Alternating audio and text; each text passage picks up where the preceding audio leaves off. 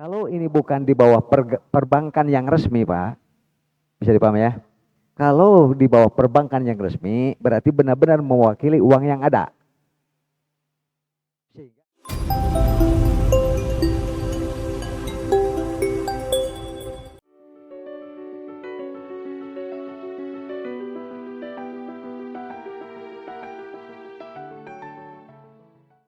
hukum Bitcoin itu ya tanya nanti uang digital ya, money digital, lalu dijadikan bisnis, berilah yang namanya satu perusahaan. Perusahaannya juga serba digital, Pak. Biasanya begitu Bitcoin itu ya. Jadi kita nggak pegang uang, tapi kita hanya pegang digitalis saja, berupa gambar-gambar, tulisan dan sebagainya yang menggambarkan satu nilai uang. Lalu ada bisnis. Nah, kalau ini bukan di bawah perbankan yang resmi, Pak, bisa dipahami ya. Kalau di bawah perbankan yang resmi, berarti benar-benar mewakili uang yang ada. Sehingga ada yang disebut dengan LPSK, alias Lembaga Penjamin LPSK betul ya? Lembaga Penjamin Simpanan. Jadi ini mas secara aturan yang umum, ketika kita menyimpan di bank, ada yang menjamin. Kan begitu, Pak? Tapi kalau yang Bitcoin yang memang, kan ini kebanyakan swasta, Pak. Justru yang dikhawatirkan itu adalah jaminan dan keamanannya. Kenapa? Karena yang namanya begitu, Pak, sudah banyak kejadian, tiba-tiba perusahaannya menghilang, mau apa? Nyusul kemana, Pak? Dengan berbagai macam bentuk perjanjian seperti apa. Jadi itulah sebabnya mengapa wabil khusus di Dewan Nisbah bahwa Bitcoin atau bisnis dalam dunia yang sifatnya digitalisasi seperti itu, yang kita sendiri itu tidak tahu persis. Kenapa? Karena kalau uang kita sudah masuk, itu boleh diusahakan dalam, rata-rata begitu, Pak, boleh diusahakan diputar dalam apapun. Jadi di sini pun sudah ada unsur goror.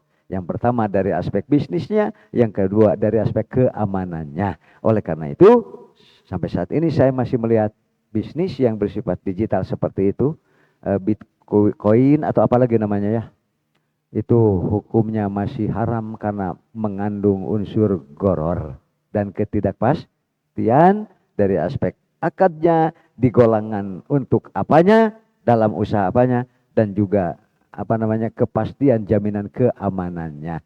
Jangan menitipkan sesuatu kepada yang tidak ada jaminan keamanan. Saya kira lebih baik dihindari kepada yang bisnis yang nyata-nyata saja yang bisa kita lihat gitu ya. Seperti kemarin ada pertanyaan tentang BEI ya, Bursa Efek Indonesia kan? Betul, BEI. Boleh atau tidak?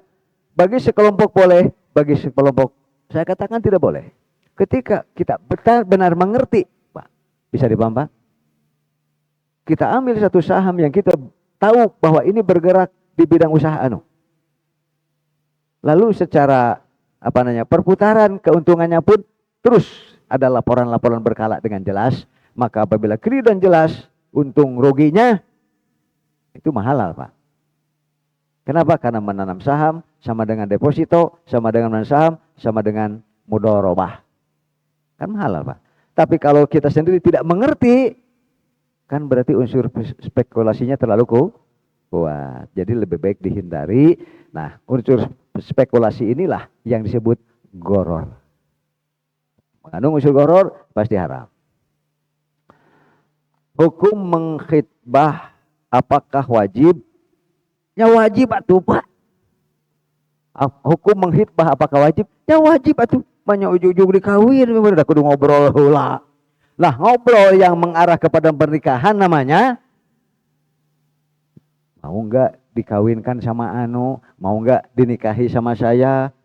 Oh mau, Pak, ayo atuh kawin. Itu maka ketika obrolan itu yang mengarah untuk menjadikan bahwa kita akan punya rencana nikah, mau resmi mau tidak resmi. Kalau khitbah itu sebaiknya resmi, jadi supaya ada saksi. Kenapa perlu ada saksi? Karena perempuan yang sudah dalam khitbah tidak boleh menerima khitbah dari laki-laki lain. Tapi kalau laki-laki jangan khitbah, sudah nikah pun masih boleh nikah lagi. Gitu, asal entong pase wae. Terus gitu lah, akhirnya jangan cuma tiga Terima kasih juga kepada yang bertanya. Demikian, jadi khitbah itu wajib karena itu seperti muqaddimah untuk adanya pernikahan. Jadi itu jalan, Pak. Makanya dalam kaidah al-wasail ilal wajib fahuwa wajib. Sesuatu yang akan mengantar dan tidak bisa tidak kepada yang wajib pasti jadi ikut wajib.